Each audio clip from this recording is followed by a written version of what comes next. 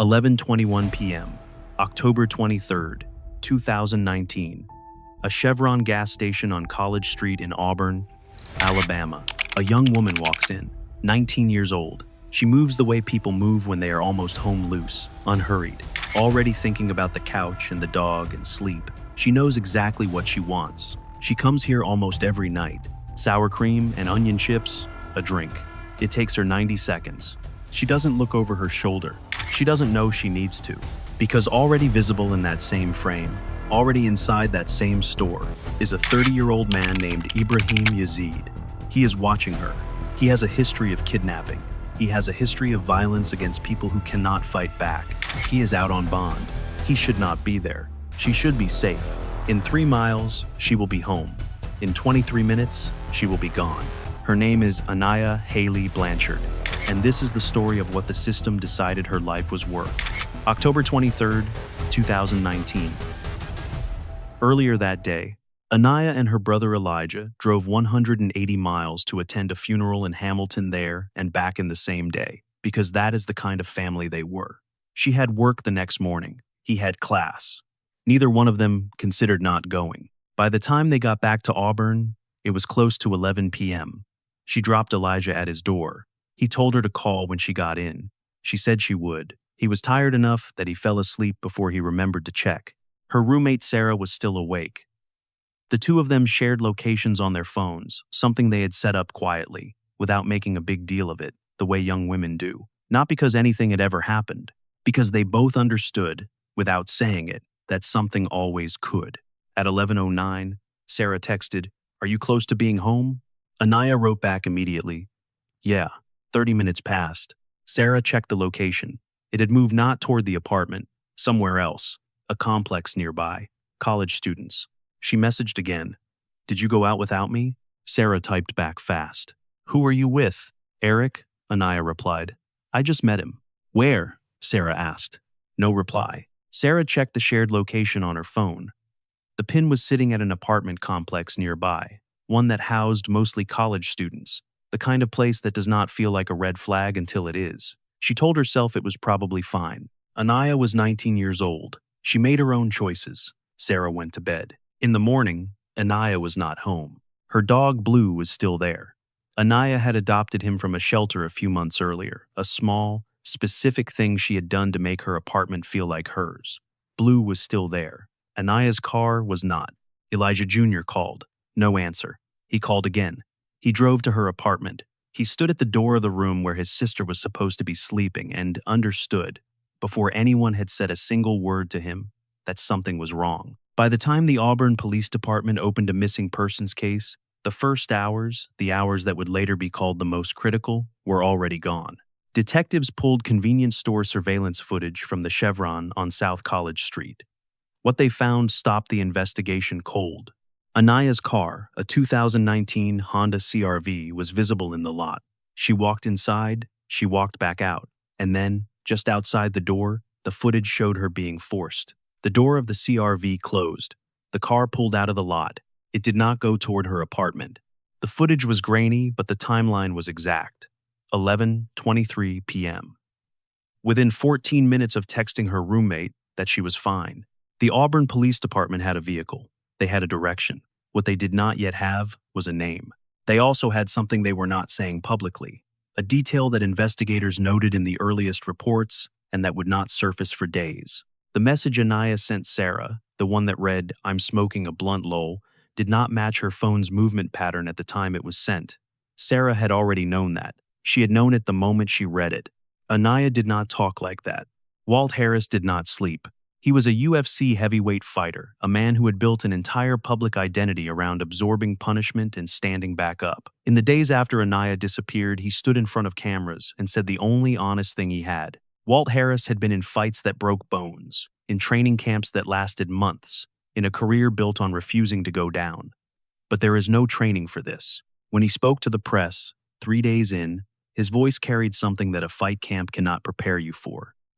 Blanchard's parents even meeting with the mother of Natalie Holloway, who vanished on a high school graduation trip to Aruba in 2005 and has never been found. That's my baby girl, so I'm a fighter by nature. It's not just my profession. I've been battling all my life, and I'm not going to stop battling for her right now. He was not performing. The sentence had no construction to it. It was just the truth, arriving in the only shape it could. The search continued. Law enforcement widened the perimeter. The area between Auburn and Montgomery, roughly 50 miles of rural Alabama, became the primary zone. Texas EquiSearch, the volunteer search organization that had worked hundreds of missing persons cases, was called in. Hundreds of volunteers moved through fields and tree lines. Anaya's stepfather was out there with them. Her biological father, Elijah Sr., worked the phones. Angela, her mother, was a nurse. She understood what the passing of time meant medically, statistically.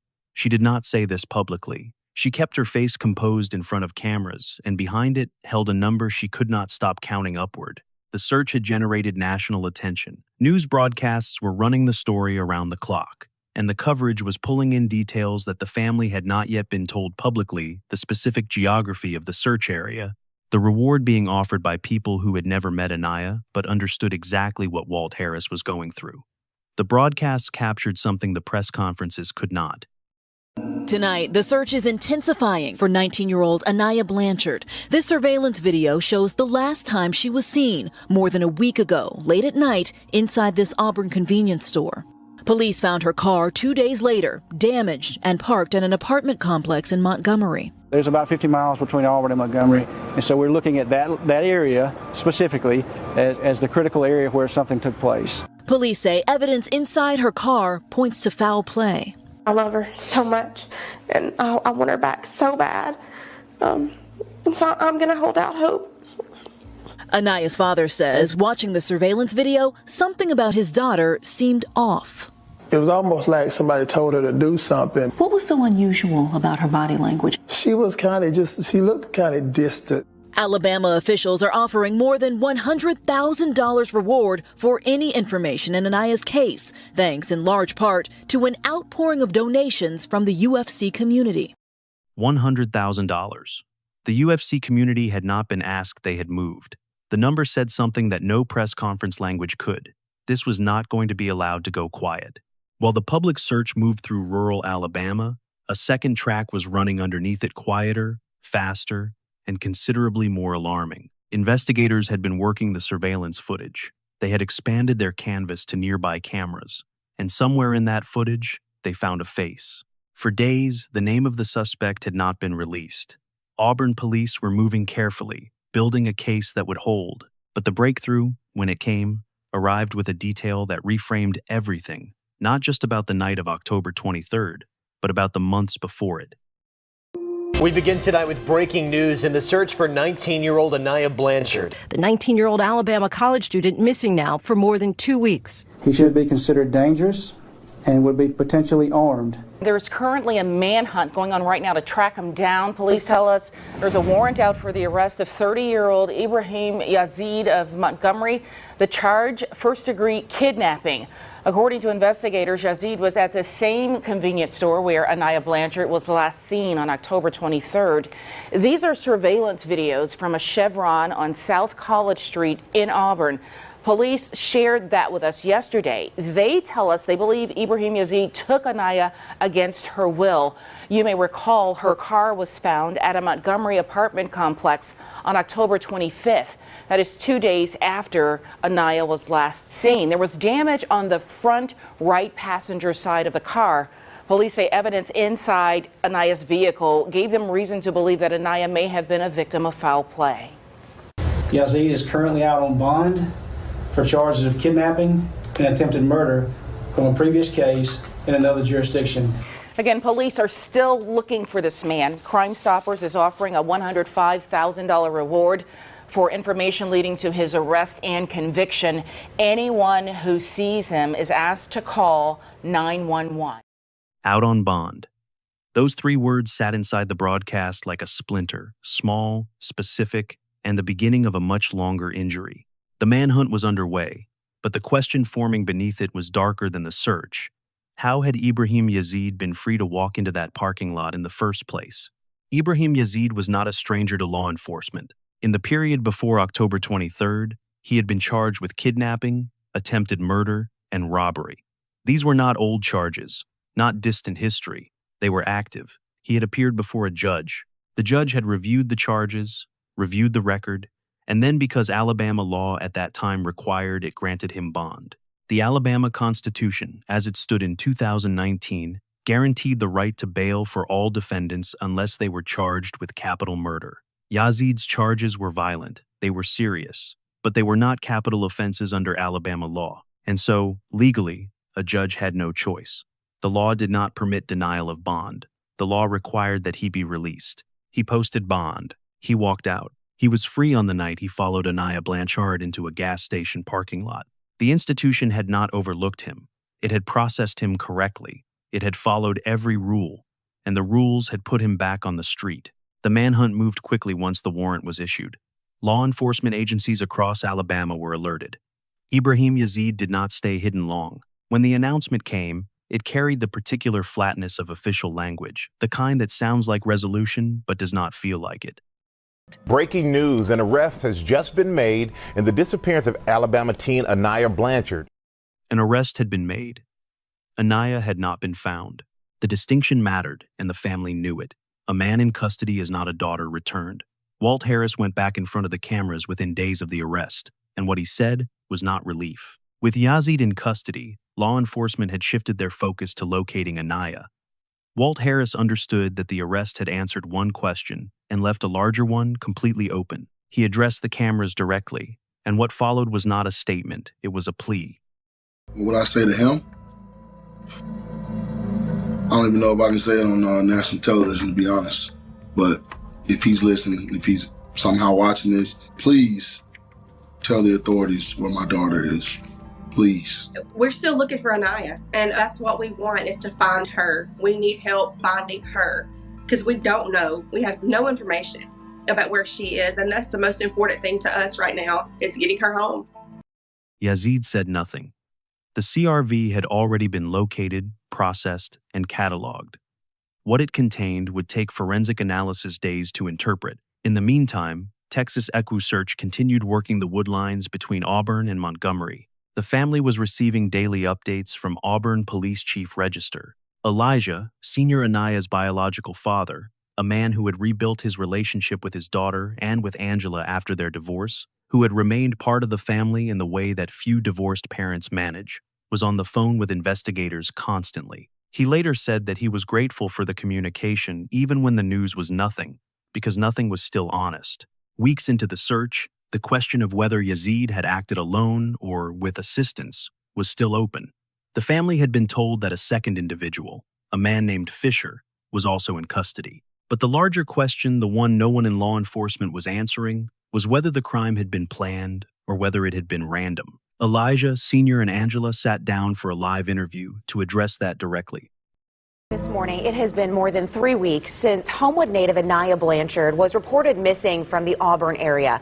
Even with the suspect now in custody, her family has never given up hope that she would be brought home safely. And joining me now live in Studio 42 is Anaya's father, Elijah Blanchard, and his wife, her stepmother. Thank you so much for being here this morning. One of the most recent developments was the volunteer group Texas EquuSearch calling off their search. Talk to us about your reaction to hearing that that portion of the search would be called off. We kind of was figuring that because I don't think they had a specific area that they wanted to search in. So that's what, once that pulled out, but we have full confidence that the Auburn Police Department is going to do their efforts to make sure everything goes good.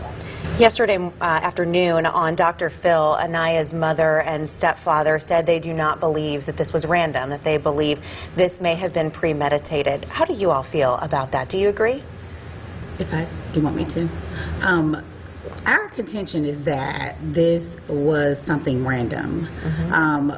Basically, by seeing the photos from the car being damaged, we initially start coming up with different scenarios as far as what could have possibly happened.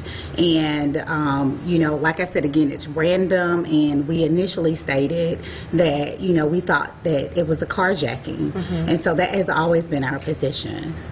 Chief Register and his team are very good. They call me every day, or they send random texts, let me know, what's going on with the case. They've been really good with communicating with us. I have no problem with what they're doing. they're strictly professional.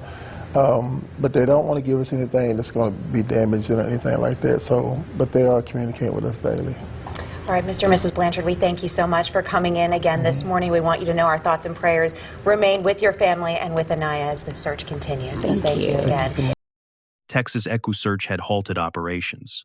That decision made by professionals who understood the statistics was its own kind of sentence, delivered without words. The call came in late October. A rural wood line in Macon County, Alabama, a few feet in from the road. Human remains. The family had been waiting for news. Every day of waiting had been its own specific kind of endurance. The kind that does not look like suffering from the outside because it has no form, just the continuous absence of information. When the discovery in Macon County was announced, investigators confirmed that Yazid and Fisher were both being held without bond. But the broadcast that covered the discovery buried the detail that mattered most. And a lot of developments happening today. As a matter of fact, Auburn police say investigators received information about the possible location of a body during their ongoing investigation into Blanchard's disappearance.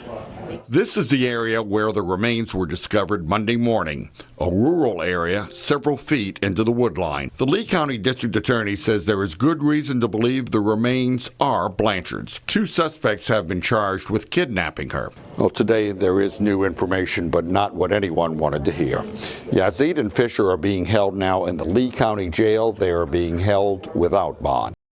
The remains had not yet been formally identified. That process would take time. And the time it took was its own particular cruelty the family already knew.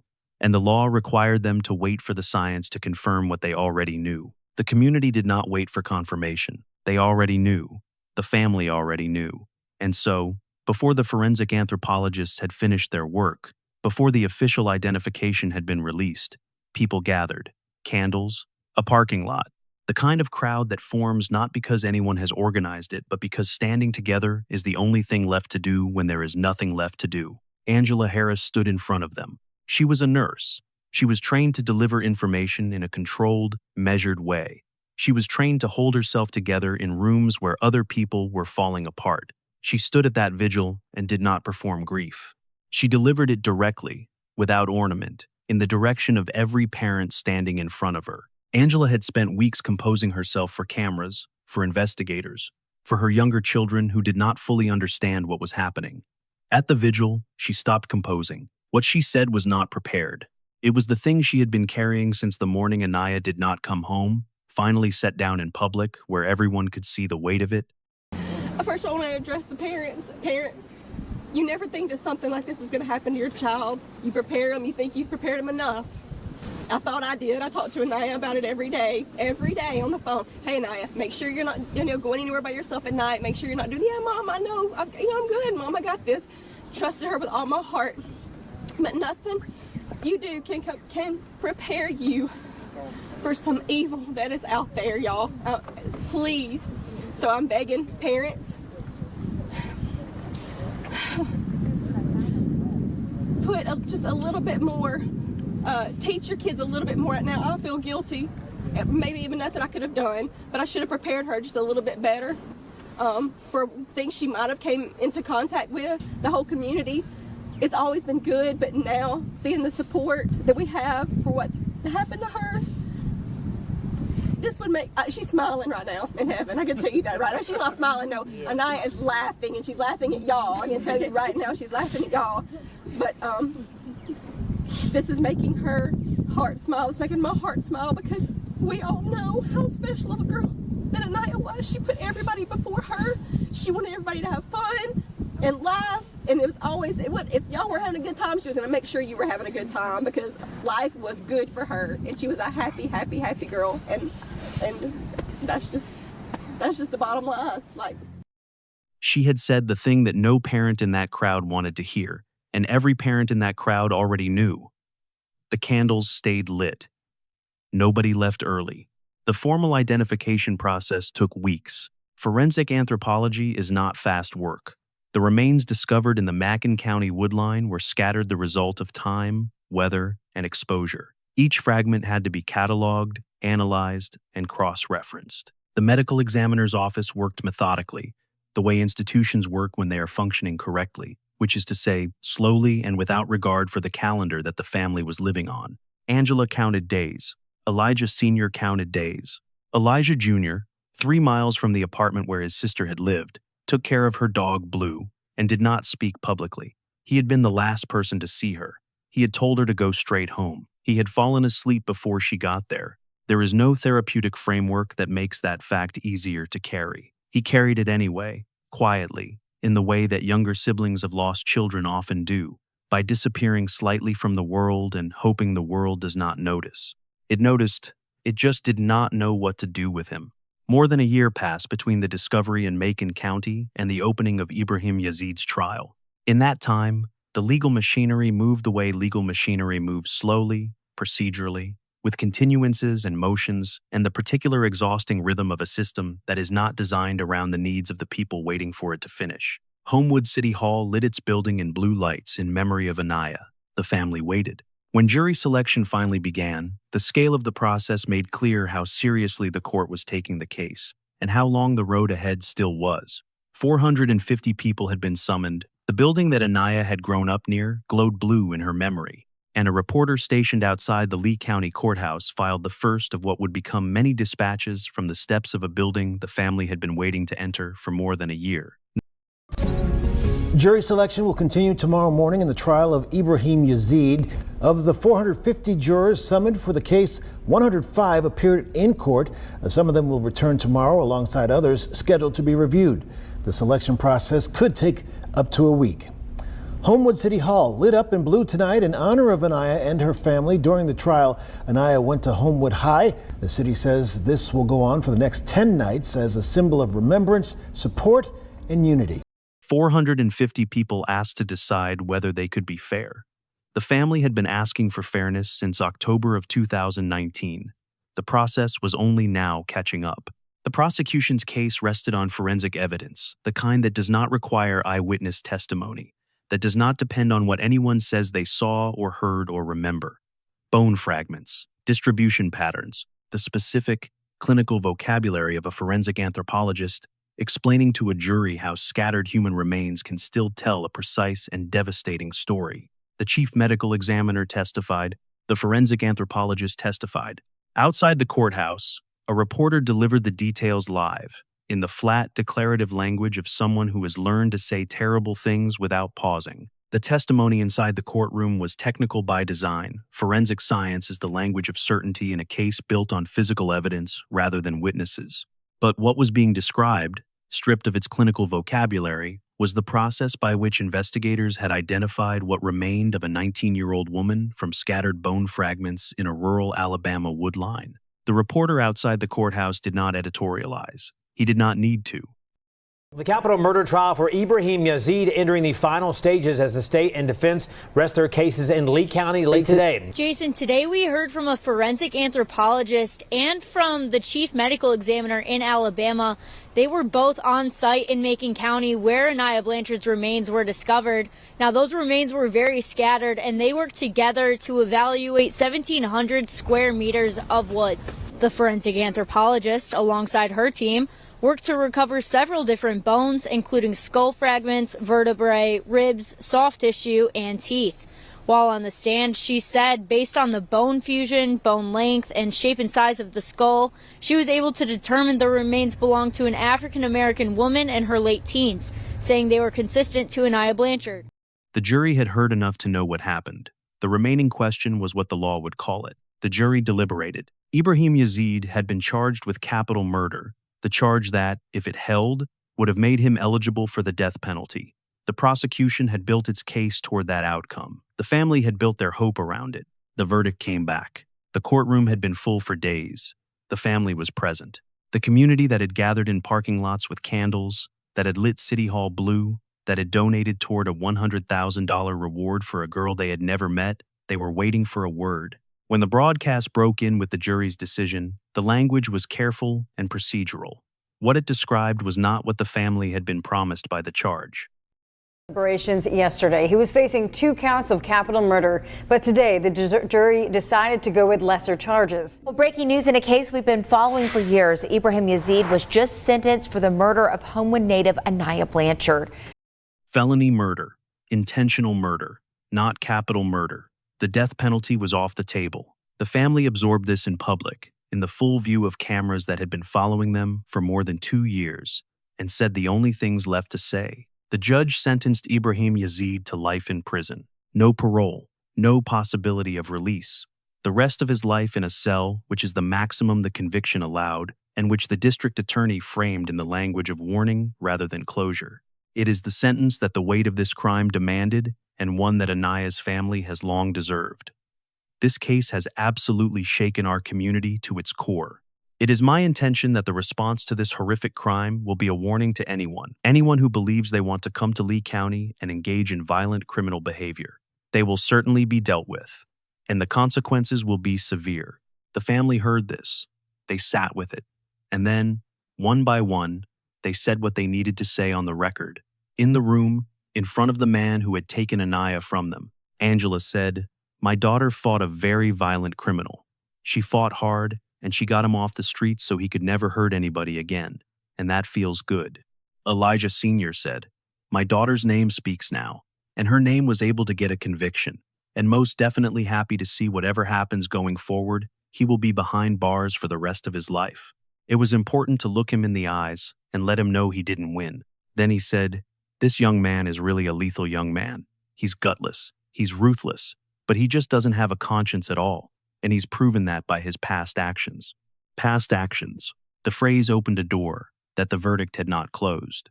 Ibrahim Yazid had been out on bond for kidnapping, attempted murder, and robbery when he murdered Anaya Blanchard. The trial had established what he did. It had not answered how he had been free to do it.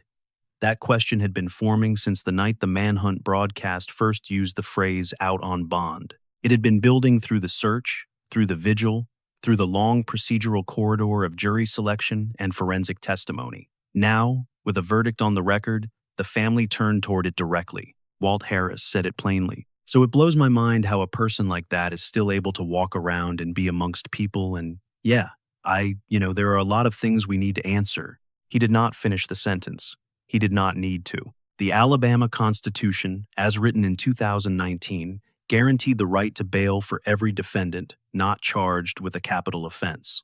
Yazid's charges, kidnapping, attempted murder, robbery, were serious, violent, and well documented, but they were not capital charges. The judge who had released him had not made an error. The judge had followed the law. The law had followed its own logic to its worst possible conclusion, and the conclusion had a name: Anaya Blanchard. The family did not stop at the verdict. They had been inside the legal system long enough to understand exactly where it had broken. They knew the specific line in the Alabama Constitution that had made Yazid's release not just possible but mandatory. And they knew that if the line stayed there, unchanged, the same outcome was possible for the next family. They were not willing to leave it there. The campaign for what became known as Anaya's Law moved through the Alabama legislature with a speed that most legislation does not achieve, driven by the specificity of the failure it was designed to correct, and by a family that had done the work of understanding exactly what needed to change.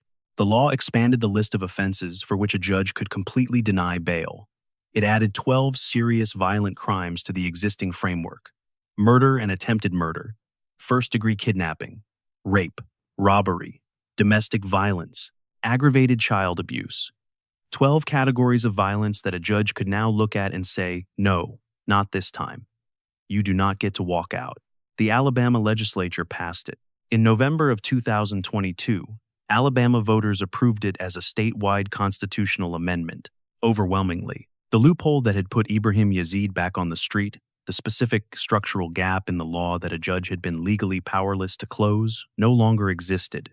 Mayor Jimmy Gardner said it simply: "Violent offenders should not be given the opportunity to commit violent crimes again. I think everybody should have an opportunity to get a bond, but yet when you're a violent offender and you find yourself going out a second time, there is no reason for us to allow you to have that opportunity, because you've already proven yourself not to be a good citizen." Anaya's Law was not the only thing the family built from what they had lost. They founded a nonprofit organization called Anaya's Heart, focused on safety education for young people.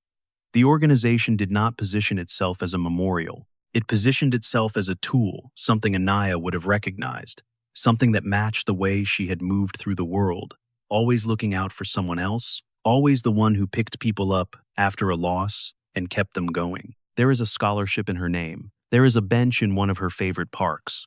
Elijah Jr., who had fallen asleep 3 miles away on the night she disappeared, now cares for her dog Blue. He focuses, people close to him say, on the simple things.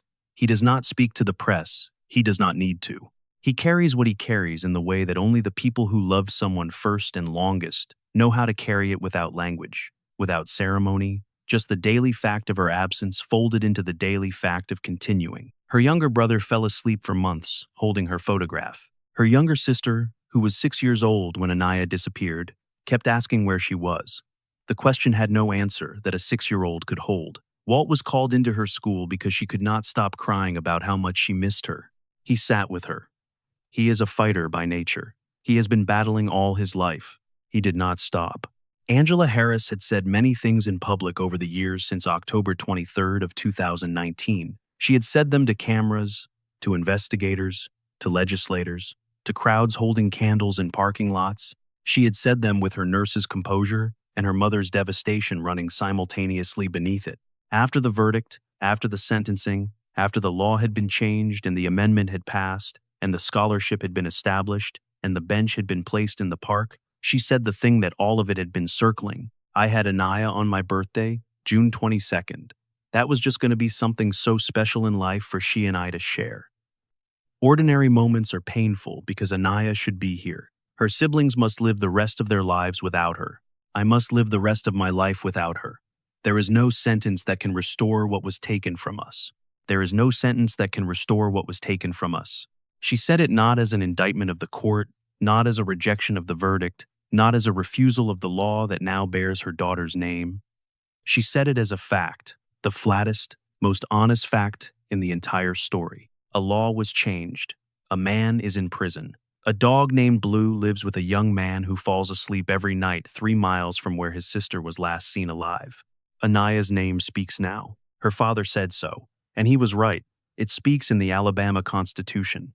It speaks in the classrooms where her foundation sends safety educators. It speaks in the quiet of a park bench, where someone who never knew her sits down and reads a name on a plaque and wonders, briefly, who she was. She was 19. She was studying to be a teacher. She was someone's biggest cheerleader, someone's rock, the voice that kept people going. She was doing what millions of people do every single day. And because of what was done to her, and because of what her family refused to let her death become, the next judge who looks at a violent offender across a courtroom has a choice that the law would not previously allow. That is what Anaya's name does now. That is what it will keep doing.